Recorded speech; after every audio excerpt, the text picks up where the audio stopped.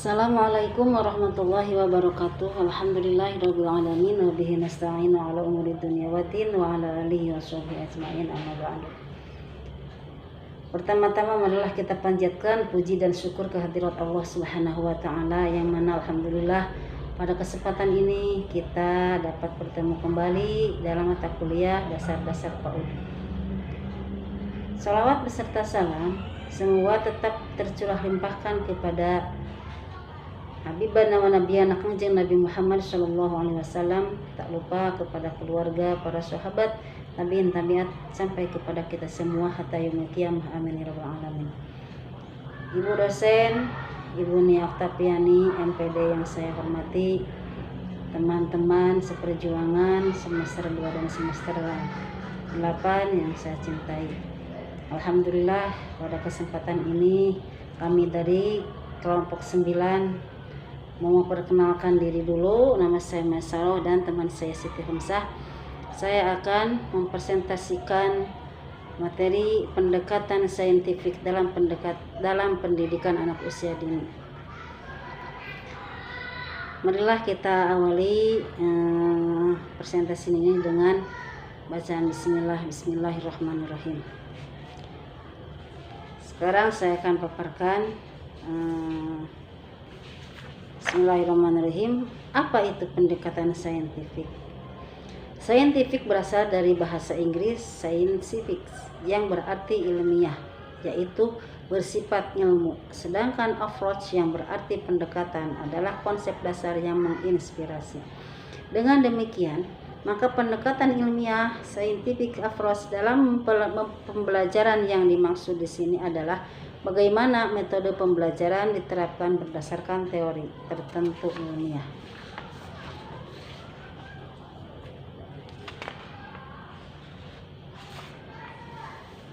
Pendekatan saintifik menurut Kemendikbud pada tahun 2014 adalah model pembelajaran yang menggunakan kaidah-kaidah keilmuan yang memuat serangkaian aktivitas pengumpulan data melalui observasi, menanya, eksperimen, mengolah informasi atau data, kemudian mengkomunikasikannya.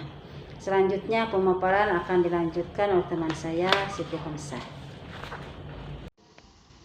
Terima kasih kepada rekan saya yaitu Ibu Maesaro yang telah memaparkan materi sebelumnya, dan di sini saya akan melanjutkan kepada materi yang berikutnya. Apa tujuan dan prinsip pendekatan saintifik?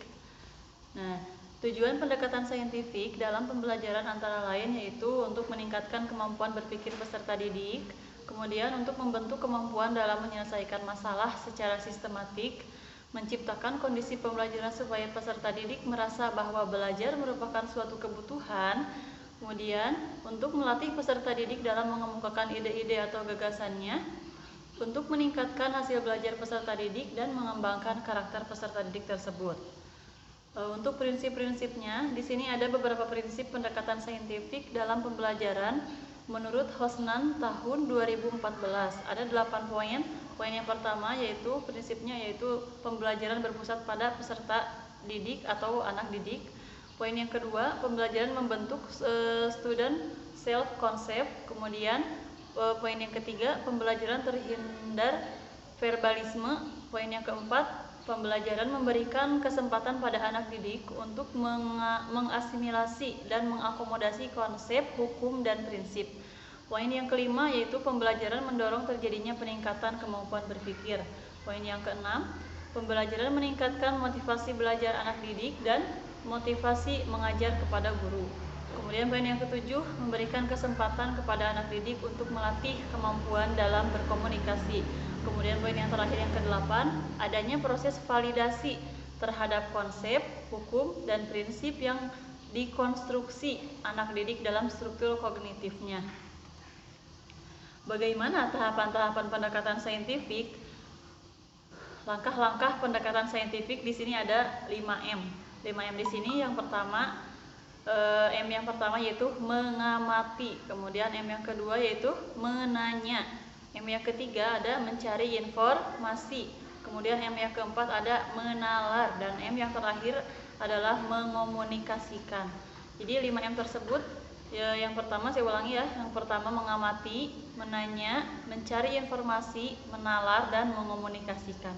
Langkah-langkah pendekatan saintifik dalam proses pembelajaran meliputi mengamati di sini dalam bahasa Inggrisnya yaitu observing. Contohnya seperti saat ibu guru datang ke kelas membawa satu jenis tumbuhan, misalnya bunga Sri Rejeki yang dibawa satu tangkai utuh sama akarnya, kemudian disimpan di pot yang berisi air. Nah, ketika ibu guru masuk ke kelas, kemudian anak akan mengamati apa yang ibu guru bawa. Kemudian menanya atau questioning. Anak akan menanya, wah, ibu guru bawa apa? Ibu guru itu apa sih? Anak-anak akan bertanya banyak kepada gurunya. Kemudian yang ketiga, mencari informasi di sini mencoba atau experimenting. Anak akan mencari informasi dengan cara mencoba. Anak-anak akan melihat daunnya, akan mencoba memegang daunnya, menyentuh bagian-bagian tumbuhan yang ada yang ibu guru bawa.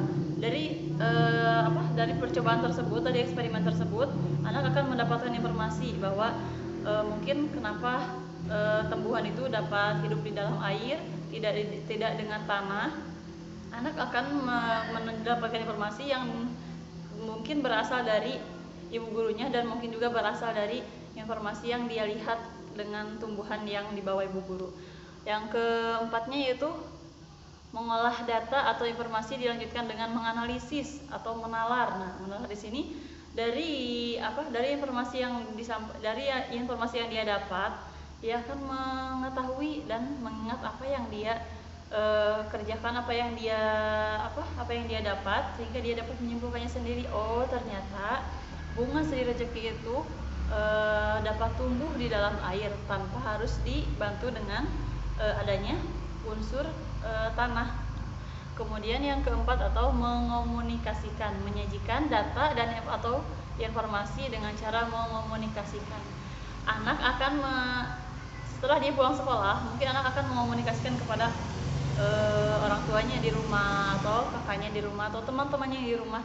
Dia akan mengomunikasikan kepada orang lain bahwa mengomunikasikan di sini bahwa dia mengetahui bahwa contohnya tanaman Sri Rejeki itu dapat hidup di dalam air. Kemudian ya, dengan apa yang dia dapat di sekolah yang didapat dengan ibu guru, dia akan mengomunikasikan kepada orang lain bahwa dia telah memahaminya, sehingga menciptakan serta membentuk jaringan atau network.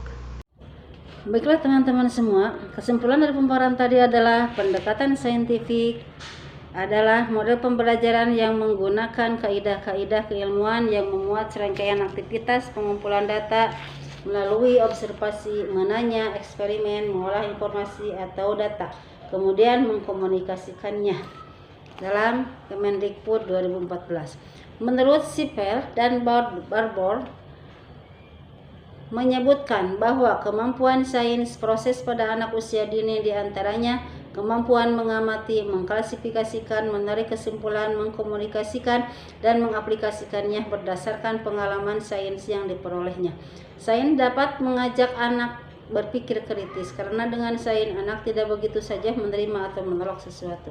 Tujuan pendekatan saintifik dalam pembelajaran antara lain untuk meningkatkan kemampuan berpikir peserta didik, membentuk kemampuan dalam menyelesaikan masalah secara sistematik, menciptakan kondisi pembelajaran supaya peserta didik merasa bahwa belajar merupakan suatu kebutuhan, melatih peserta didik dalam mengemukakan ide-ide, meningkatkan hasil belajar peserta didik, dan mengembangkan karakter peserta didik. Adapun langkah-langkah pendekatan saintifik dalam proses pembelajaran meliputi mengamati, observing, menanya, questioning, mencoba, experimenting, mengolah data atau informasi, dilanjutkan dengan menganalisis atau menalar, associating, dan menyimpulkan, menyajikan data atau informasi, mengkomunikasikan, dan menciptakan serta membentuk jaringan. Dalam kurikulum 2013 PAUD, Permendikbud nomor 146 tahun 2014, pendekatan saintifik meliputi kegiatan mengamati, menanya, mengumpulkan informasi, menalar dan mengkomunikasikan sama dengan menurut Daryanto tahun 2014. Demikianlah dari kami. Dan marilah kita akhiri dengan bacaan hamdalah alhamdulillahirabbil alamin. Wallahul muwaffiq ila aqwamit thoriq. Wassalamualaikum warahmatullahi wabarakatuh.